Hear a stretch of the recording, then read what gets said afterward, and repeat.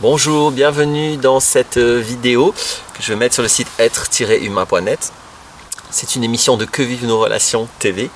Et comme je l'ai promis, ou comme je l'ai évoqué plus exactement dans la vidéo précédente, qui était sur les inférences et la capacité d'abstraire, et justement j'avais peu abordé en fait cette notion de capacité d'abstraire, je vais l'aborder maintenant. Donc c'est quoi ce truc que j'appelle capacité d'abstraire? Alors ça peut être quand même utile de commencer plutôt par la vidéo précédente. Donc si vous voulez avoir une expression globale sur la question, c'est peut-être mieux d'arrêter cette vidéo, d'aller voir l'autre. Si vraiment la notion précise de capacité d'abstraire ou d'abstraction ou de niveau d'abstraction vous intéresse, cette vidéo est relativement indépendante de la précédente, c'est pas non plus une obligation d'aller la voir. Voilà. Donc dans la précédente, j'ai surtout évoqué la notion d'inférence, c'est-à-dire les rajouts que le mental, c'est-à-dire la capacité d'abstraire, fait aux données sensorielles. Donc nous percevons le monde avec des organes sensoriels, on a des données sensorielles qui ne nous permettent pas d'accéder à la réalité en entier, mais une toute petite fraction de la réalité, nous l'accédons par nos données sensorielles, et ces données sensorielles, nous les abstrayons. Nous appliquons dessus une distorsion d'abstraction, c'est-à-dire nous transformons le concret en abstrait par notre système cognitif, par le mental.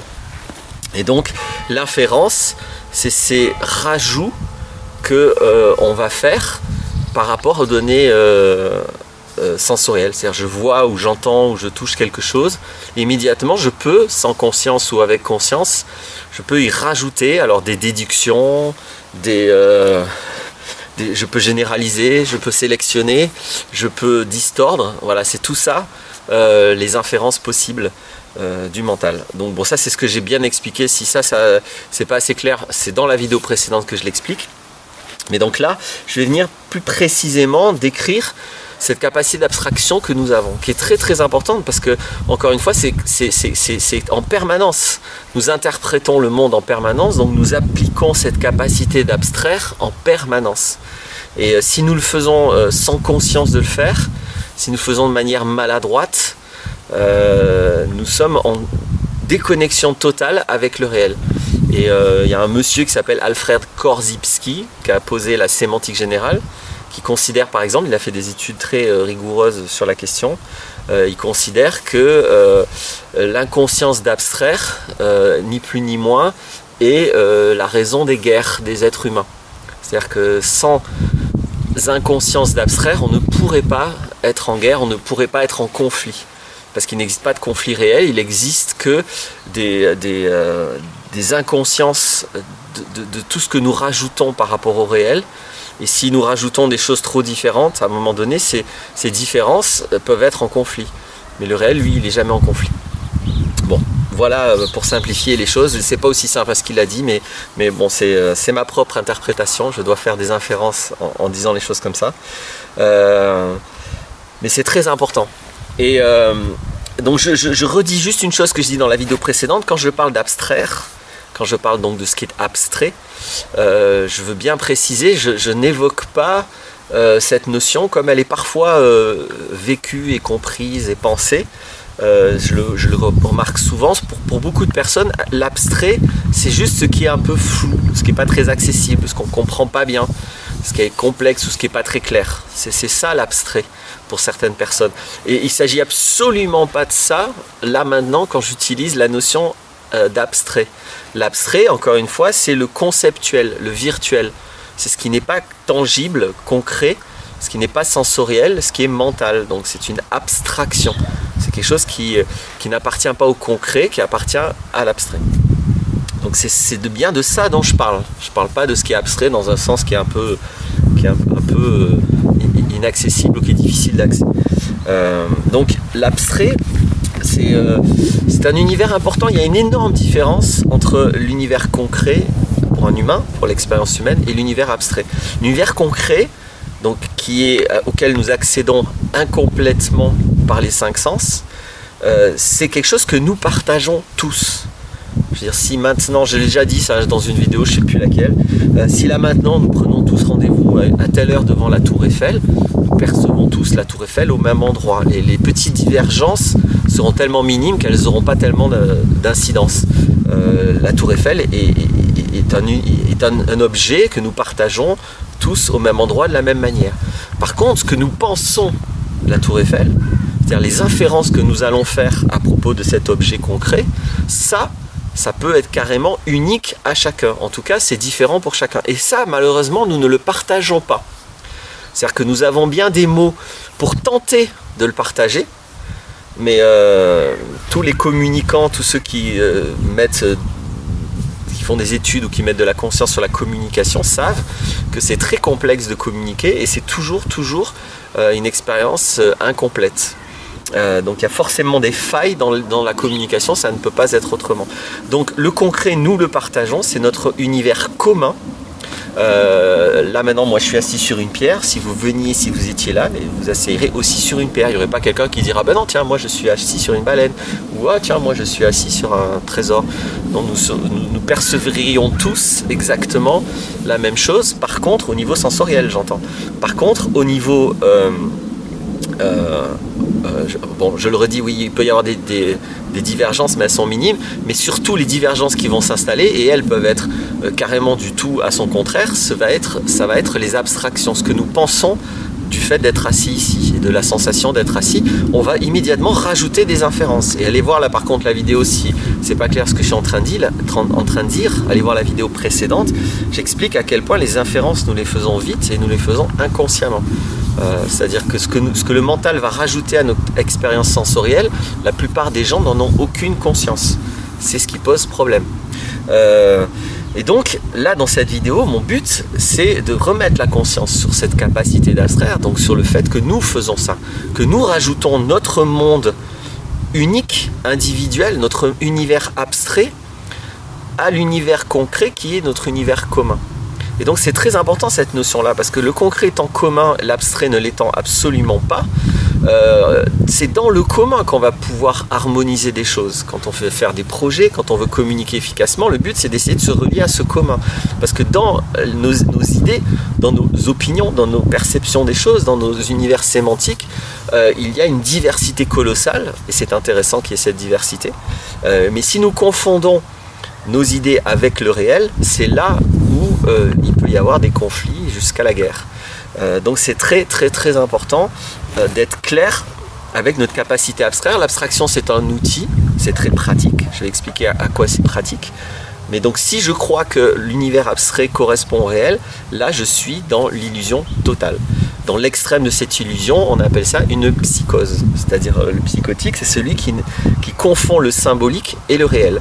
Et le symbolique, c'est l'abstraire. Quand vous dites même, quand j'ai parlé de pierre, la notion même de pierre est déjà une abstraction, c'est un concept bon, qui contient très peu d'inférences. Mais c'est quelque chose que je rajoute, c'est un symbole. Le symbole pierre, si j'étais russe ou aborigène, j'aurais pas appelé cet objet une pierre, j'aurais eu un concept différent. Donc le concept va déjà m'abstraire de la réalité, et soit va m'abstraire un petit peu, c'est ce que nous allons voir dans cette vidéo, soit beaucoup. C'est-à-dire que la capacité d'abstraire, c'est pas une capacité binaire. C'est pas concret ou abstrait. Il y a le concret qui lui est une réalité unique, et la dimension d'abstraction par contre c'est plein de couches. Donc je peux abstraire un petit peu plus qu'un petit peu, je peux abstraire moyennement, je peux abstraire beaucoup, je peux abstraire extrêmement, donc je peux abstraire de plus en plus. La capacité d'abstraire est une opération progressive, c'est pas une opération binaire, c'est pas j'abstrais ou j'abstrais pas, c'est à quel point j'abstrais. Je peux abstraire un peu, ou je peux abstraire beaucoup, ou je peux abstraire énormément, à la folie.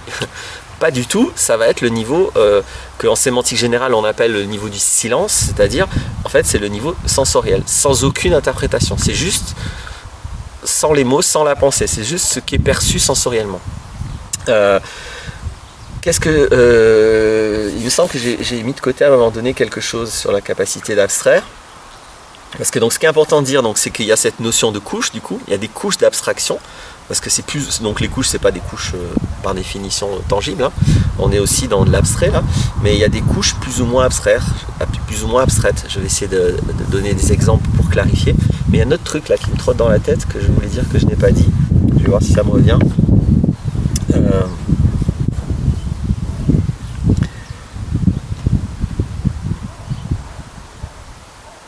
Bon, tant pis. Ça me revient une autre fois, je ferai dans une autre vidéo. Donc, du coup, encore une fois, ma démarche, ça va jamais être de dire que abstraire c'est bien ou c'est pas bien. Ce qui change tout dans la vie, c'est juste si j'ai conscience ou pas de le faire. Et d'autant plus que les couches basses d'abstraction, c'est-à-dire les concepts ou les conceptualisations qui sont peu abstraites, vont avoir des avantages, des inconvénients, et les couches très hautes d'abstraction, donc les conceptualisations qui sont très abstraites, vont avoir d'autres avantages, d'autres inconvénients. Et évidemment, quand c'est au milieu, ben, ça va être un petit peu mitigé. Donc c'est ça qui est utile, quand j'utilise mon mental, d'être conscient de, bon là, est-ce que je vais abstraire à un niveau bas, ou est-ce que je vais abstraire à un niveau haut? Et est-ce que je sais pourquoi j'abstrais à un niveau bas? Est-ce que je sais pourquoi j'abstrais à un niveau haut? Est-ce que j'ai conscience des conséquences d'abstraire au niveau bas? Est-ce que j'ai conscience des conséquences d'abstraire au niveau haut?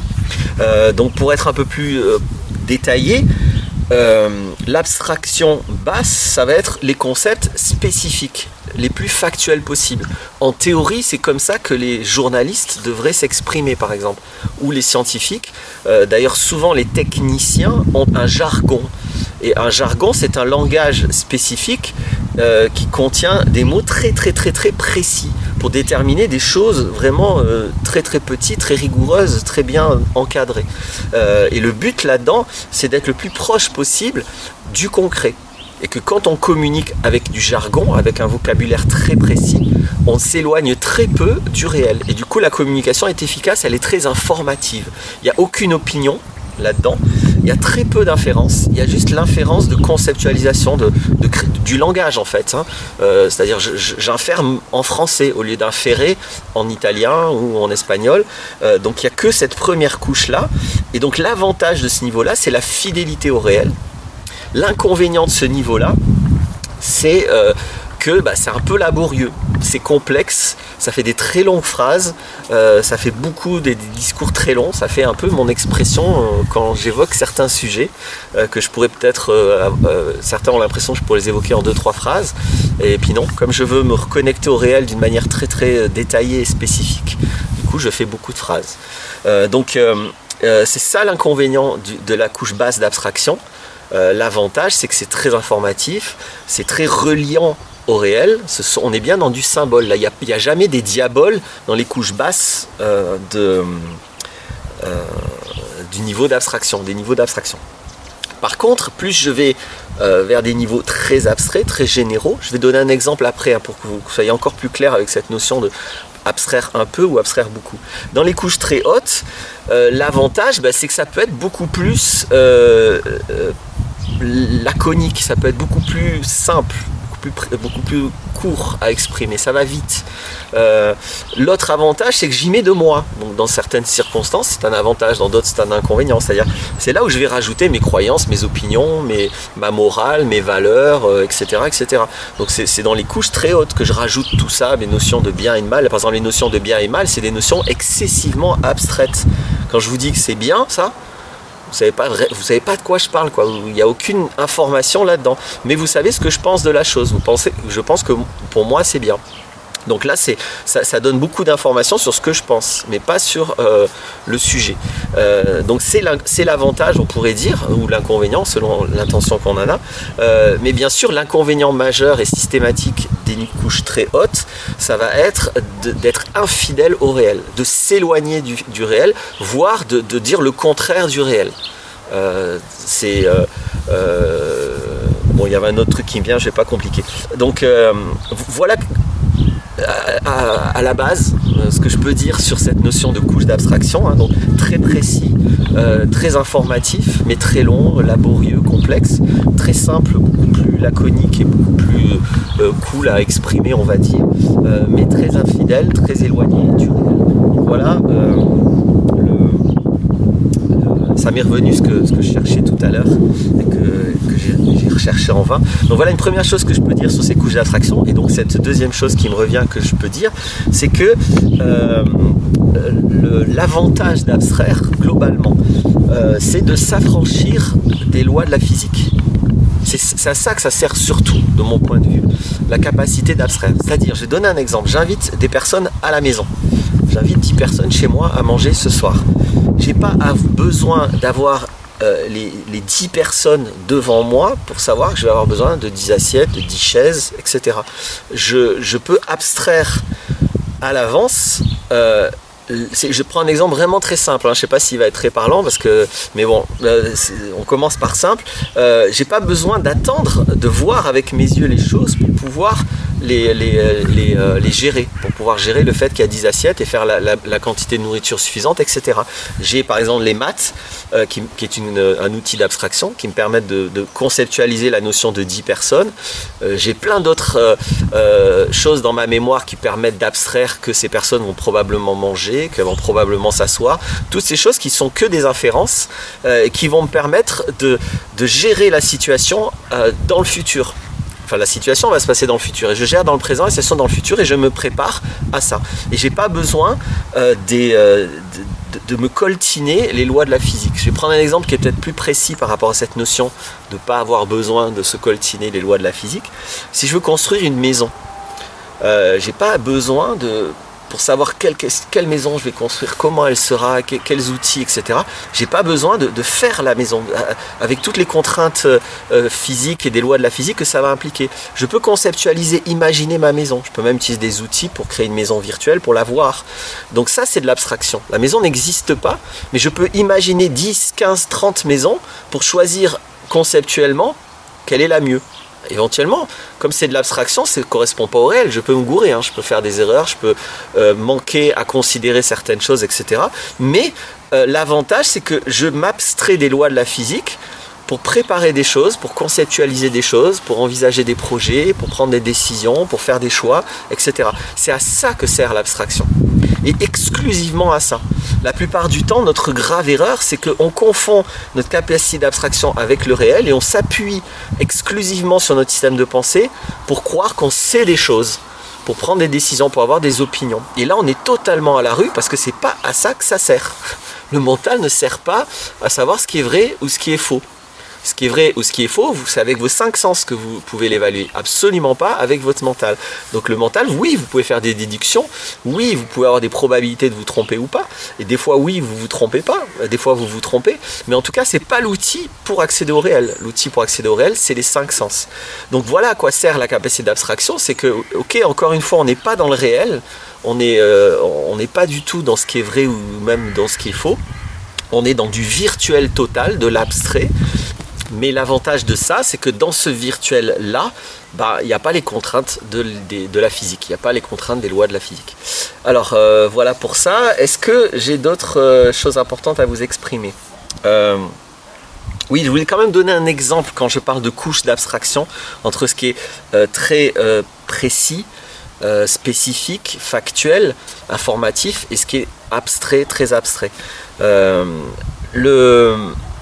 L'exemple un peu classique que je peux donner, je ne sais pas si je ne l'ai pas déjà donné dans une autre vidéo, peu importe, c'est... Non, je vais peut-être en donner un autre, que j'ai peut-être déjà donné aussi.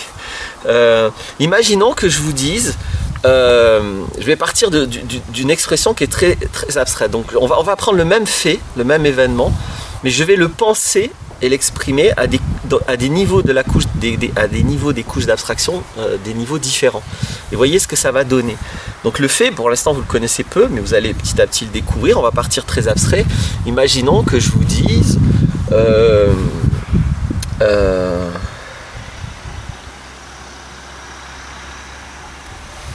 il y a un commerçant dans mon village, c'est vraiment un abruti. Évidemment, ceci ne correspond à aucune réalité. Je suis dans un village où il n'y a pas de commerçants. Donc ça, on ne peut pas s'imaginer que je dis quelque chose. Donc, c'est quelque chose de très abstrait. C'est même un jugement, voire une insulte. Ça exprime mon opinion. Mais vous voyez bien, c'est très peu informatif. Il y a énormément d'inférences entre ce que j'ai vécu. Pour l'instant, du coup, vous ne savez même pas ce que c'est. Et ce que j'exprime. Donc là, on est perché total. Voilà. Maintenant, imaginons que je vous dise... il y a un commerçant dans mon village, c'est un raciste. Donc là, je suis un peu plus précis. plutôt qu'abruti, vous avez une information supplémentaire, au lieu que ce soit mon jugement, vous avez un jugement de ma part ou un fait que j'exprime par la notion de racisme, que cette personne serait raciste. Bon. Maintenant, je vais continuer d'être de plus en plus précis. Imaginons que je vous dise, il y a un commerçant dans mon village, il n'a pas voulu l'autre fois me vendre un truc que je lui ai demandé et qui était dans son magasin. Alors là, vous dites, mais c'est quoi le rapport? Eh ben ouais, c'est quoi le rapport? Donc j'ai peut-être fait l'inférence que parce que ce commerçant, alors vous allez peut-être voir après les autres informations. Ah ben non, je vais en rester là et je vais être encore plus précis. Il y a un commerçant dans mon village d'origine tunisienne qui, l'autre fois, quand je lui ai demandé si je pouvais acheter un livre que j'ai vu dans son magasin, il m'a répondu que, en fait, c'était le livre de sa petite fille, qu'il n'était pas à vendre et que non, il ne voulait pas me le vendre. Voilà l'histoire. Vous voyez, c'est beaucoup plus long à raconter que il y a un commerçant, c'est un idiot. Ou je pourrais dire des tas d'autres choses. C'est beaucoup plus long, c'est beaucoup plus factuel et peut-être vous commencez à voir les inférences que j'ai fait. C'est-à-dire qu'à un moment donné, je suis plus très honnête, je vous dis même pas que le truc n'était pas à vendre, ce qui est l'explication en tout cas donnée par le commerçant pour pas me vendre cette chose. Je vous dis pas tout, mais à un moment donné, moi j'ai créé des inférences que cette personne était raciste et que parce que j'étais blanc, il n'avait pas voulu me vendre un truc. Donc pourquoi pas, mais ça peut aussi être complètement du délire par rapport à la réalité. En tout cas, ce que j'ai vécu factuellement ne me permet pas d'avoir une certitude à ce propos. Je fais ce qui s'appelle un procès d'intention. C'est-à-dire je fais le procès que lui avait l'intention de ne pas me le vendre parce que j'étais pas de la même origine que lui. Mais en fait, je n'en sais rien, il n'a pas exprimé ça, etc., etc. Donc voilà par exemple 4 expressions à des couches d'abstraction très différentes, mais qui expriment le même événement, c'est-à-dire les mêmes données sensorielles que j'ai vues. J'ai vécu quelque chose, et soit que je l'exprime de manière factuelle, comme je l'ai fait à un moment donné, soit de manière très abstraite, en disant juste j'ai un commerçant, c'est un gros idiot. Voilà ce que je peux donner comme exemple. Je pense que ouais, il est bien. En fait, non, cet exemple, je ne l'avais jamais donné. C'est un nouvel exemple. Je pense qu'il est assez clair pour montrer à la fois qu'est-ce que c'est les couches d'abstraction, concrètement, qu'est-ce que ça va représenter de penser ici ou de penser ici, et deuxièmement, de voir les dérives possibles. Donc ça, c'en est une. Vous imaginez que ça va créer un certain conflit entre moi et lui parce que j'ai pensé les choses de cette manière. Bien sûr que les exemples et les conséquences de l'inconscience d'abstraire sont mais plus que multiples. Hein. C'est un petit peu le monde entier, quoi. Voilà. Bon, pour cette fois, je vais arrêter. Je vais faire d'autres vidéos là-dessus, au moins une autre sur ce qui s'appelle la multiordinalité des mots. Et la multiordinalité des mots ne peut s'expliquer qu'en ayant expliqué ce que je viens d'expliquer là. Donc j'avais besoin de faire ça en premier. Voilà, donc j'espère que tout ceci va vous intéresser. Moi, ça m'intéresse beaucoup parce que c'est très important pour la conscience de soi, pour la conscience de notre rapport au monde. J'ai commencé l'année avec une vidéo sur ce qui est simple et complexe. Je pense que la vidéo était simple. Je suis allé un petit peu plus, selon ma subjectivité personnelle, un peu plus complexe en évoquant l'autre fois les inférences, les capacités d'abstraction. Là, on a détaillé ça, ce qui est encore plus complexe. Ça peut être rébarbatif éventuellement pour certaines personnes. C'est pas du tout des trucs qu'on a l'habitude d'aborder, alors qu'à mon humble avis, on devrait apprendre ça à l'école. Et puis donc, on va aller encore plus loin pour ceux que ça intéresse, qui veulent me suivre sur ce chemin. À la prochaine vidéo. Voilà, merci dans tous les cas d'avoir écouté. Si les vidéos vous plaisent, n'hésitez pas à les diffuser, à les partager. C'est ça le but aussi dans mon intention à faire ça, que les informations passent. Au revoir.